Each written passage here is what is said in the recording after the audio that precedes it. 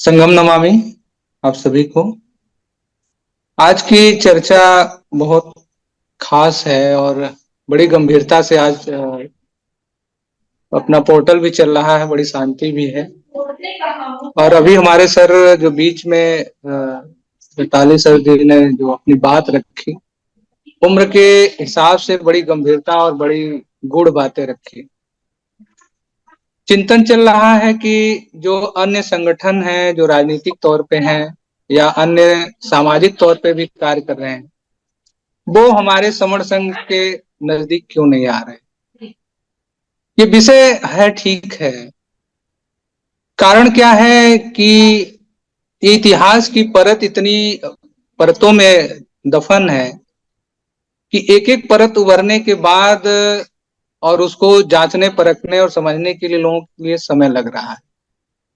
ये सही है कि हम विभिन्न संगठनों और विचारों से लैस होकर के उन विचारों को प्राथमिकता दे रहे हैं जो अभी तक कुछ होशियार लोगों ने हमारे बीच में रखी हैं। लेकिन जैसे जैसे हमारे इतिहास की परतें खुल रही हैं, जैसे जैसे हमारी पहचान मूल सामने आ रही है, वो धीरे धीरे लोगों में विस्तार लेगा।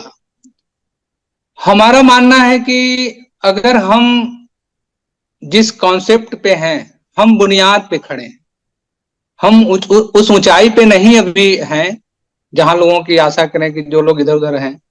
तो जब हम बुनियाद खड़ी कर रहे हैं तो हर ईंट को बड़ा साफ सुथरा फूंक फूंक करके रखने के तौर पे है कि कहीं इसमें कोई जल्दीबाजी ना हो। वो नहीं आ रहे हैं, आएंगे, ये मेरी अनुमान है, लोगों का अनुमान है, क्योंकि उनके पास कोई और रास्ता भी नहीं। अभी उन्हें जो कॉन्सेप्ट मिला है, बहुत सारे ऐसे अध्ययनों में या विचारों में लोगों ने मान लिया कि हम 5,000 साल से गुलाम हैं। तो उन्होंने मान लिया कि हम 5,000 साल के गुलाम हैं। कुछ लोगों को पता चल गया कि नहीं, ये समय काल ठीक नहीं है, इसमें बहुत सारे अंतर हैं, विशुद्धियां हैं। उन्होंने मान लिया कि हम वर्ण व्यवस्था के हिसाब से शूद्र हैं, तो उसी को ढोने लगे कि हाँ हम शूद्र हैं। फिर कभी कॉन्सेप्ट आ गया कि हम दलित हैं, तो दलित होकर के अपने को लेके चलने लगे। तो ये तमाम तरह के जो वर्ण व्यवस्था आधारित है, जो छुआछूत और 6,500 जातियों आधारित व्यवस्था है, इसको हम व्यवस्था तो नहीं कह सकते, एक समाज में अव्यवस्था है। उस अव्यवस्था को व्यवस्थित करने के लिए जो समर संघ है, ये एक मार्ग है, एक ऐसी नींव है जिसपे बड़ी ऊंची महल खड़ी होगी, जो हमारे विरासतों में रही। हम ये देख रहे हैं कि पहचान जहां हमारी खोई हुई है, जिस पहचान को पाने के लिए हम रात दिन भटक रहे हैं, हमारे पुरखे जो पहचान बना गए, वो एक दौर में ध्वस्त हुआ। उस पहचान को लोगों ने तरह तरह के नामों से हमें चिन्हित कर दिया। उस चिन्हांकन में हम फंसे हुए हैं। हमारी ये समस्या नहीं है कि हम गलत, हमारी समस्या है कि जो पहचान हमें उन्होंने बड़ी प्रमुखता से दे दी और जिस पहचान को हम खो बैठे, उसमें बड़ा फर्क हो गया। तो जो मूल पहचान है, उसको समझने के लिए जब भी किसी के पास हम लोग जाते हैं और बताते हैं, तो उनको एक नया लगता है। क्यों नया लगता है? इसलिए नया लगता है कि उनको जो उनके बाप दादाओं या लोगों से या सुनी सुनाई या अन्य ग्रंथों से जो उन्हें पहचान मिली है, उससे वो मैच नहीं करता। उनको तो लगता है कि हम वर्ण व्यवस्था के हिसाब से शूद्र हैं, उनको लगता है हम जाति व्यवस्था के हिसाब से नीच हैं, उनको लगता है कि हम हिंदू हैं, या उनको लगता है कि हम कुछ हैं। तो ये जो पहचान उन्होंने दी, जो होशियार लोगों ने जो पहचान दी, इस पहचान को साफ सुथरा करना, इसको सही तरीके से लोगों के बीच में वाचन करना, समझाना, परतों को साफ कर देना, ये हमारे लिए जिम्मेदारियां बड़ी रहेंगी। इस पे अगर हम लोग विस्तृत काम करेंगे, और इस काम को लेकर के जो गूगल मीट हमारी चल रही है, बहुत अच्छा है कि हर दिन हम इस पे चिंतन करते हैं, हर दिन चिंतन करते हैं, हर दिन चिंतन करते हैं, लगातार चल रहा है और ये सही है, चलना चाहिए। लेकिन इसी तरह से समाज में हमें और भी क्रिएशन लाने चाहिए, और भी तरीके अपनाने चाहिए लोगों में जुड़ने के लिए। हम सिर्फ विचारों से नहीं, कुछ गतिविधियों से भी, कुछ रहन सहन, खान पान, या जो भी एक्टिविटी लगती है समाज में ले जाने की, उन सब चीजों को लेकर के उनमें बीच में बैठे। पहले तो हम उनके बीच में बैठे, उनसे साझा करें, विचार साझा करें, बात साझा करें, दुख सुख साझा करें, तो उसमें क्या होगा, वो अपनापन धीरे धीरे पनपेगा और लोग हमारे चीजों को समझने लगेंगे।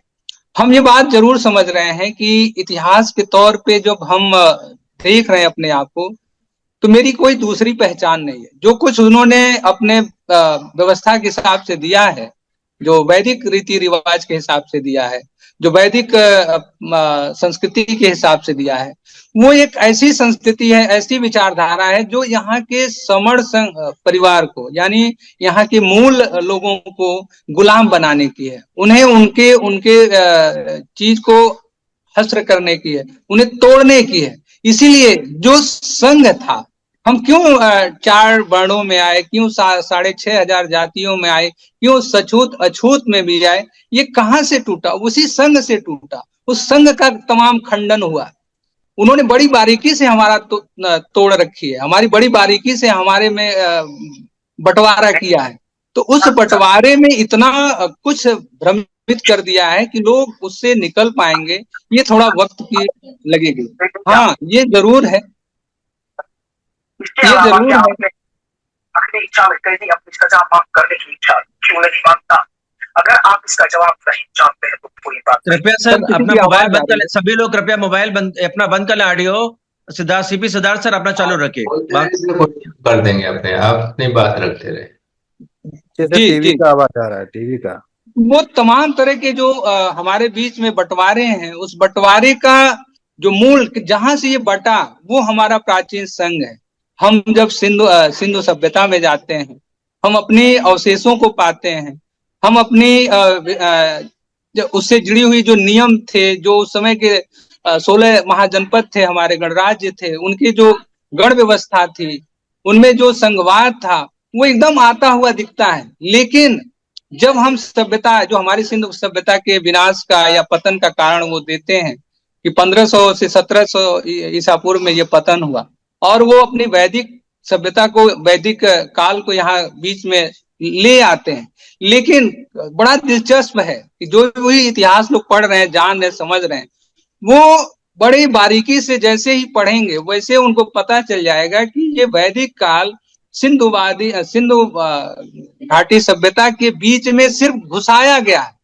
उसका कोई एविडेंस नहीं, न कोई उसकी ताम्रपत्र है, न कोई इनकी लिपियां हैं, न उनके नगर हैं, न कोई अवशेष है, कुछ भी नहीं है। लेकिन वो अपने पुराणों के किताबों के बल पे, अपने साहित्यों के बल पे, वो हमारे बीच में ये वैदिक काल इसमें समाहित कर देते हैं और हमें जो है ये समझा देते हैं कि हमारी चीज प्राचीन है और इसी से आप सबको संचालित होना।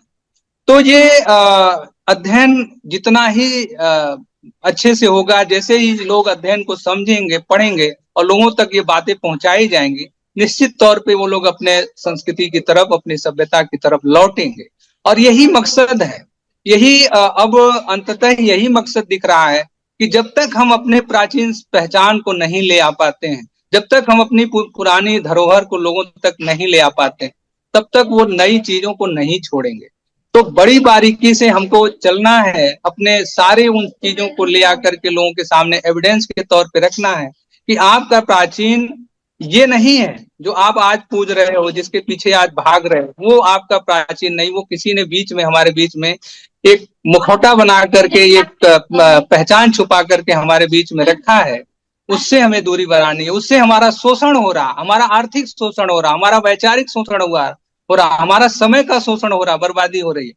ये इसीलिए हो रहा है कि हम अपने पुरातन संस्कृति को, सभ्यता को न समझ पाए, हम अपने पूरा प्राचीन अपने धरोहरों को न समझ पाए, हम अपने जो मूल संघ नियम थे, विनय थे, उनको हम न समझ पाए। इसीलिए वो तरह तरह के कर्मकांड, अंधविश्वास और ढोंग पाखंड हमारे बीच में परोसते हैं। वो तरह तरह के त्योहारों में को लेकर के आ जाते हैं, वो तरह तरह के अफवाहें लेकर के आ जाते हैं, जिससे हमारे लोग भ्रमित होते हैं और उसके पीछे अपना समय और पैसा, हुनर सब बर्बाद करते हैं। तो ये बड़ा, मैं समण संघ का इस लिहाज से मैं ये जब देखता हूँ कि तमाम संगठन जो चल रहे हैं वो ऊपरी लेयर के हिसाब से काम कर रहे हैं, वो ऊपरी परत पे वो बहुत ज्यादा ऊर्जा खर्च कर रहे हैं, जबकि उनकी जड़ें अगर सुधरी नहीं तो ऊपरी परत के बुलबुले कब फूट जाएंगे, कब वो समाप्त हो जाएंगे, इन्हें उसने वो अंदाजा नहीं है। इसलिए समण संघ अगर बुनियादी तौर पे ये काम कर रहा है, बुनियादी तौर पे ये अपनी पहचान को लेके लोगों के बीच में जा रहा, तो ये निश्चित ही अस्थायी होगा, एक लंबा होगा, और हम पुरानी अपनी विरासत की तरफ लौट पाएंगे और अपना अपना भारत वो भारत बना पाएंगे जो हमारे 28 बुद्धों ने निर्माण किया, जो बुद्ध और कबीर, रैदास और हमारे जितने संतों गुरुओं ने दिया। बड़ा अच्छा आप देखेंगे कि जो संतों की परंपरा है, जो बुद्धों की परंपरा है, जिसको जिसको उन्होंने जब ऐसे तमाम प्रभाव आए तो उसमें उन्होंने भाषाएं चेंज की, कार्य करने का तरीका चेंज किया, वो सब चेंज करते हुए, लेकिन अपनी जो प्राचीन जो सोच समझ थी वो हमारे बीच में लाते गए। आज वो छुपे तौर पे है हमारे बीच में वो उस तरह से नहीं पहचान में सीधे तौर पे, लेकिन छुपे तौर पे वो कबीर की वाणी में है, छुपे तौर पे वो रैदास की वाणी में है, छुपे तौर पे वो नानक के वाणी में है, छुपे तौर पे वो तमाम ऐसे संतों के वाणियों में वो छुपा है। उन शब्दों को खोजना, परखना और उसका व्याख्या समाज में अच्छे से जाके करना, अगर ये काम तत्परता से और समय के हिसाब से अगर निरंतर होता रहा तो निश्चित तौर पे हम अपनी विरासत की तरफ लौट जाएंगे, हम अपने प्राचीन भारत की तरफ लौट जाएंगे, हम वो अपने मूल सभ्यता की जड़ तक पहुंच जाएंगे। और ये जो ऊपरी जो लोग हैं, जो हमें कुछ कम संख्या में होते हुए भी हमें बहुसंख्यकों को गुलाम बना रखा है, वैचारिक, मानसिक, तमाम तरह धार्मिक, उनको हम बड़े अच्छे से एक्सपोज कर पाएंगे और उनको नंगा कर पाएंगे। ये हमारे लिए समण संघ का बहुत बड़ा योगदान भारत के लिए होगा। तो मैं आप सभी का साधुवाद करता हूं, आपने हमें समय दिया। अगर इस बीच में मुझसे कुछ त्रुटियां होंगी तो मैं उसमें सुधार करने की जरूर कामना करूंगा। साधुवाद, आभार आप सभी का। संघम नमामि।